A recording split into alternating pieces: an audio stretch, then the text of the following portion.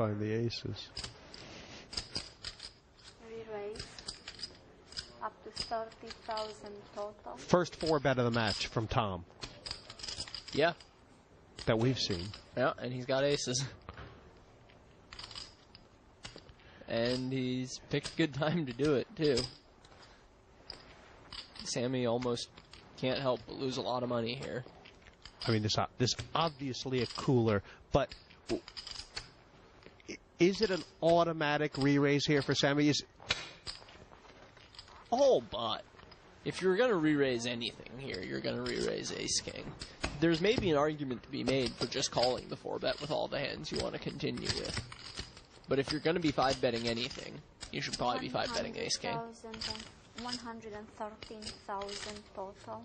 And that's about half of effective stacks. He's pretty much effectively moved all in. He's not going to fold if Tom shoves.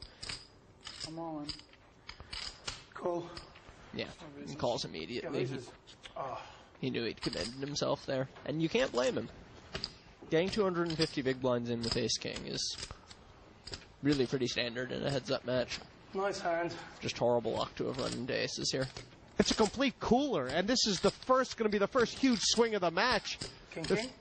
486,000 in this pot, and unless they run out of chop. Oh, spades, but no. 8-9. That's what Emmy's asking for. It's almost there. 4 or 9. 8 outs, split chop. God, you almost kind of pull for it for all things to be even, huh? So close.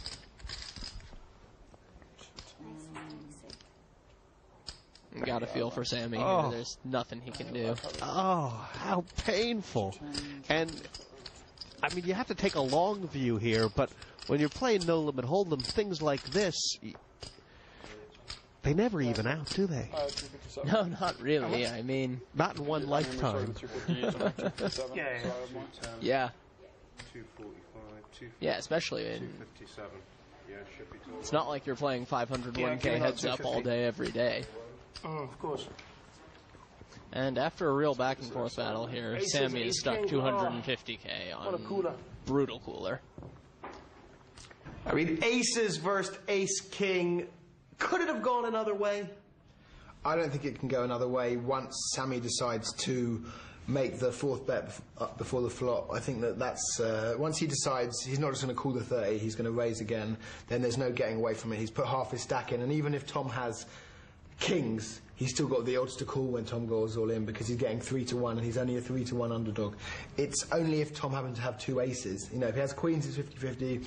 If he showed up with ace queen, or you know, he's a favourite, Sammy, so he has to call once the action goes. It's just a huge call, and it's really unfortunate. If it goes the other way around, we'd see a different game. But now I feel the worst for Sam. Yeah, I mean, this is the question here. Sammy actually came up to me straight after the pot and said, how can I get away from this? And I think the only answer is, don't make it 120,000. You know, once he's done that, he's got to put the rest of his money in. I guess when it's 30 and it's back to him, if he sort of does something a bit defensive and sort of makes it 77 or something, see how Tom reacts, have a think about it.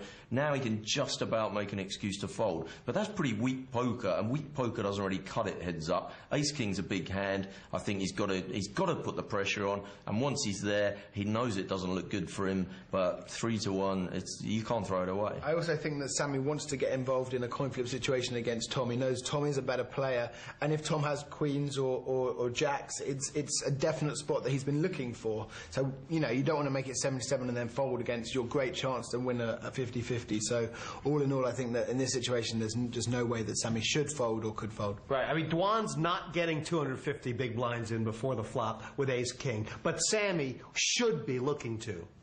Well, I think Tom is perfectly capable of getting it in with queens before the flop for 250. You know, maybe even ace-king. It's hard to see Tom turn over. If you're Sammy and you've put the 120 and now Tom says the words all in, you know you're not looking at ace-queen here. You're never looking at ace-queen. You're not looking at jacks or tens very often. It is going to be one of the big 4 hands. But it could be ace-king, you know, so it could be ace-king, ace-king. He can't fold. It's just one of those situations. And he is stuck a moonga. I mean, there's not really much you can do with that ace-king there. Versus some people, maybe you wouldn't get in that many big blinds, but versus me, I think you're supposed to just about every time there because I play pretty aggressively pre-flop. So I don't think he has much choice other than to get all the money in there. Just, I'd play 2 queens the same way every time, and I'd play, you know, ace-8 suited that way some of the time. So I think he has no choice but to get all the money in there and just hope it works out. And for him, it didn't that time, and for me, it did. As it went, he had aces and I had ace-king. It's something pre-flop a lot of heads-up players can't get away from. You know, I didn't leave myself much fold equity anyway, so what can I do? You know, it went in and that was it. There is still plenty of action to come from this challenge. Does Sammy get on the defensive? I didn't feed it. Will hunger prevail? I could eat a cow. The game reaches a critical point for Sammy Any Two after the break. When we get up and say goodbye, then it's bad news. If I had 500K, I wouldn't get Back to the Full Tilt Poker Durrrr $1 Million Challenge, and wow, Isaac. I mean, what do you tell yourself if you're Sammy? What will he tell himself?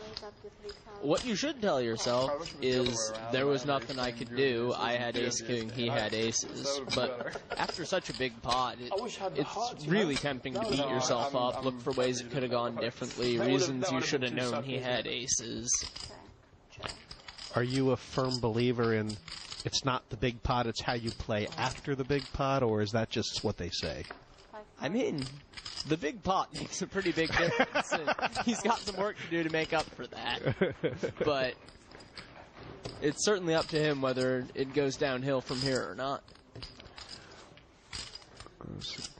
Good little comebacker for Sammy here. The ace wasn't it's a good enough. pretty scary board, though. I think he'd rather not hit that card, so he's more likely to get another bet in from Tom. 3 minutes before trying to bluff you after that hand. And yet again, Tom makes a fold on the river. 3 minutes is enough, but I think Sammy should be looking for spots to bluff Tom on the end. Yeah, that would really tilt me even more. I'm not sure Tom's called a river bet from Sammy yet. It's a very interesting point. Not that I can recall. What else do you see in these stats as they're evolving? They're actually holding pretty steady relative to the last couple times the screens popped up. Tom continues to be the more aggressive player with the number in the low 80s to Sammy's number in round 65. That Tom has won 42 pots pre-flop. Sammy's only won 27. Does that sort of mean that Sammy is sort of just giving up in the big blind more often, or I think the single biggest thing that indicates is that Sammy's folding his button right off more often. Right.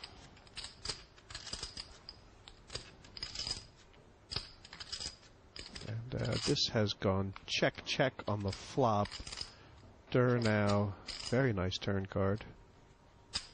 5,000. I mean, if you're Sammy, do you feel like the 7 or 10 could have been good if you got that, or it just doesn't matter?